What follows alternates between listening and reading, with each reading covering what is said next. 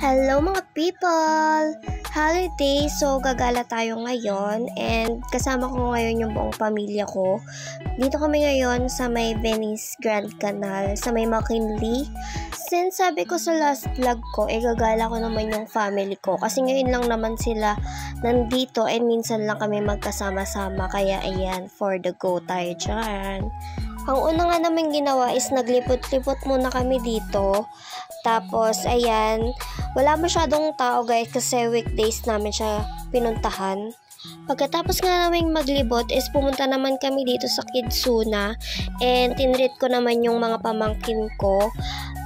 Parang ako nga yung naging enjoy dito kasi tingnan mo naman bumalik lang ako sa pagkabata, diba? Dapat talaga tagabantay lang nila ako dito. Since pwede naman pala adult dito, for the go tayo dyan.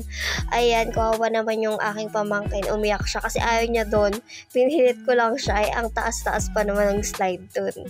Ako talaga yung natuwa guys, diba? Nakakatuwa ding bumalik sa pagkabata guys. Hindi ko kaya na-experience yung mga ganitong bagay before.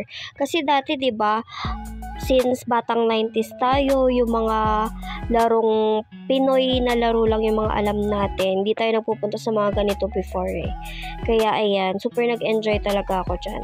And ayun na nga, fast forward, pagtapos naming maglaro, so ayan, nagutom na sila kaya kumain na kami dito sa Peri Peri. Sobrang sarap dito guys and medyo may kamahalan pero syempre for the go tayo kasi minsan lang naman to guys.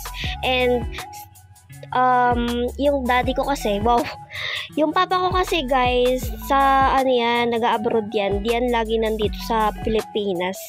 And yung mama ko naman is stay in siya sa work niya, kaya ayan, diba? So fast forward guys, nakita to ng pamangkin ko kaya sinakyan na rin namin siya. Syempre, buong pamilya sumakay. Parang bumalik lang talaga sa pagkabata, diba? Kung napapansin nyo pala guys, naka-corporate attire kami ng jowa ko kasi pinasyal lang talaga namin dito yung family ko. Tapos, diretso work na kami since may duty nga kami ngayon. So, ayun. Tapos, yan, nag-ikot-ikot lang kami. Ayan lang guys yung mga kaganapan sa aking holiday. Thank you for watching. Bye!